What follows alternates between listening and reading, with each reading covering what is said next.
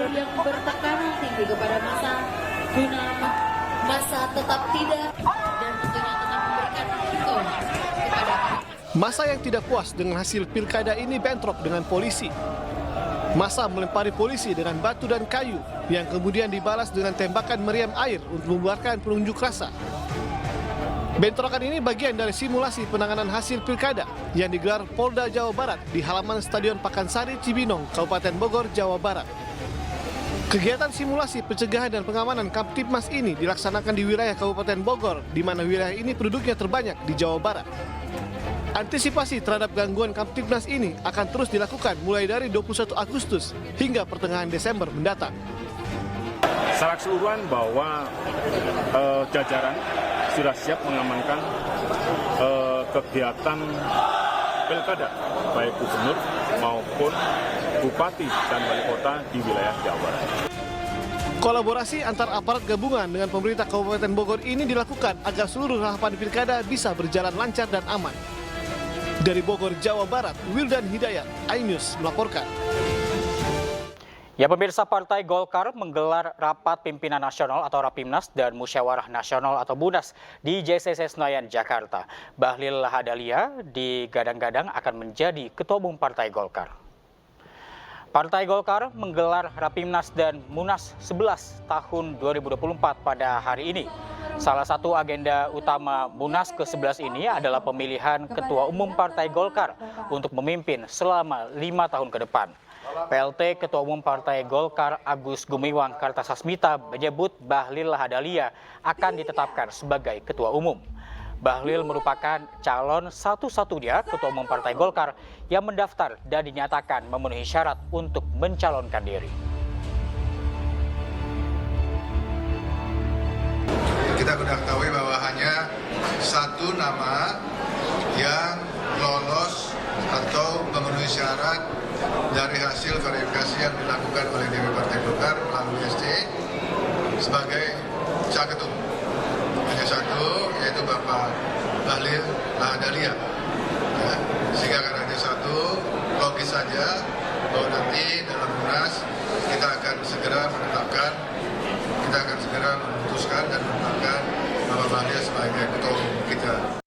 Bahlil Lahadalia menjadi satu-satunya calon pengganti Airlangga Hartarto. Rencananya Bahlil akan ditasbihkan menjadi Ketua Umum Golkar pada Rapimnas dan Mukernas yang digelar mulai hari ini.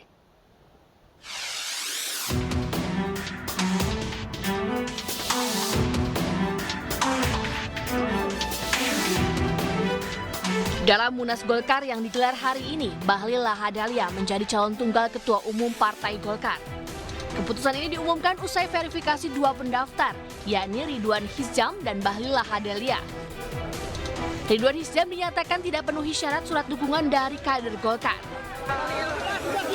Itu Bapak Ibu sekalian hasil verifikasi daripada komite pemilihan. Jadi malam ini steering komite melalui komite pemilihan telah menemukan satu orang calon Ketua Umum Partai Golkar saja untuk periode 2024-2029 atas nama Saudara Bahlil Lahadalia. Bahlil telah mengantongi dukungan lebih dari 80% suara. Surat dukungan ini menjadi salah satu syarat pendaftaran calon Ketua Umum Golkar. Dan Pak Ibu Sumarham yang tadi sudah saya berikan kepada mereka. Yang kedua, saya membawa dukungan 469 suara, pemilih suara dari total 558. Artinya sudah melebihi dari hampir 80%.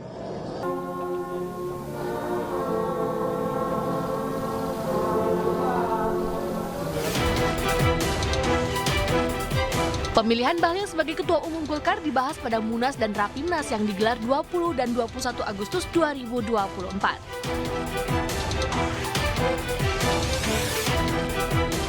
Dari Jakarta, Amrina Rida, Tri Julianti, iNews melaporkan. 12 partai politik mendeklarasikan pasangan Ridwan Kamil dan Suswono untuk maju dalam Pilkada Jakarta.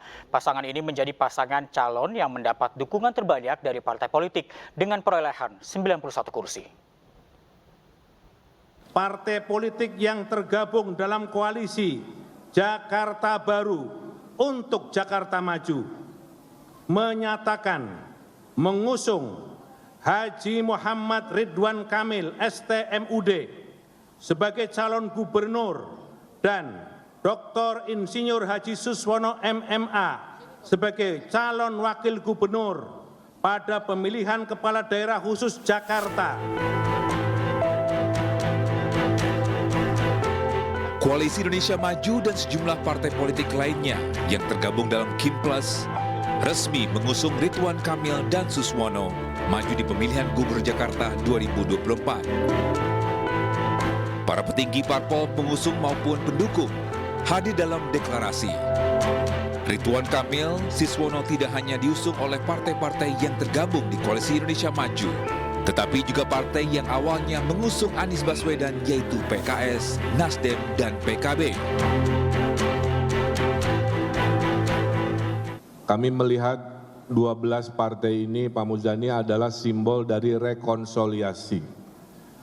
Sudah ditunjukkan oleh orang tua kita, Bapak Jokowi, Bapak Prabowo, menunjukkan kepada seluruh warga Indonesia bahwa setelah kontestasi datanglah rekonsiliasi. Dengan beralihnya dukungan PKS dan PKB ke kubu Ridwan Kamil dan Suswono, hampir dipastikan Anies Baswedan tak bisa berlayar maju di Pilkada Jakarta 2024. Direktur Eksekutif Indonesia Political Review Ujang Komarudin mengatakan, daerah khusus Jakarta merupakan salah satu wilayah pemilih yang besar. Koalisi Indonesia Maju akan berusaha untuk menang. Ada wilayah-wilayah strategis ya, wilayah strategis itu misalkan DKJ, daerah khusus Jakarta, Banten, Jawa Barat, Jawa Tengah, Jawa Timur, Sumut, Sulsel, dan wilayah lain yang pemilihnya besar, itu akan dimenangkan atau Kim ya, kubu pemerintah berusaha untuk menang.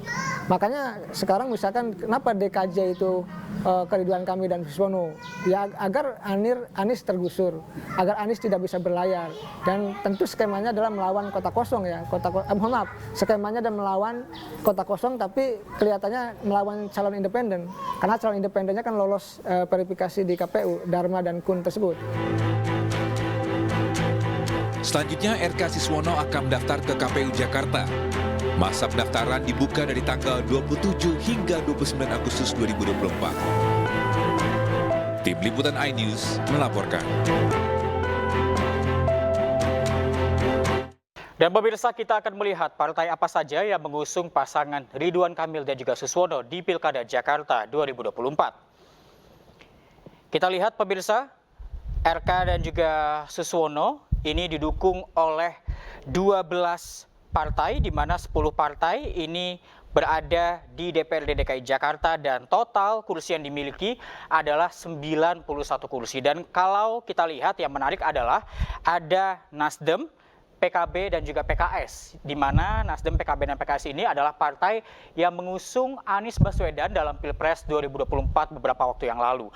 Dan kalau kita lihat, kita kelas balik kembali, bahkan PKS ini sempat mengusung ataupun mendeklarasikan mendukung Anies Baswedan dalam Pilkada Jakarta, dan bahkan PKS ini memiliki paketnya sendiri, yaitu Anies harus berpasangan dengan Sohibul Iman atau disingkat menjadi aman. Namun kita lihat beberapa waktu terakhir memang Nasdem, PKB dan juga PKS ini menarik diri dan akhirnya bergabung dengan Kimplas dan juga mendeklarasikan diri untuk mendukung Ridwan Kamil dan juga Suswono dalam Pilkada Jakarta 2024. Dan pemirsa, kita beralih ke informasi berikutnya. Rekam jejak Ridwan Kamil di dunia politik cukup panjang.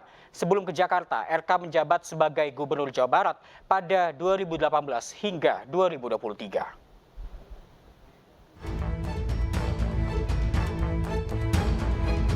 Ridwan Kamil mulai dikenal masyarakat saat menjabat sebagai Wali Kota Bandung pada 2013 hingga 2018.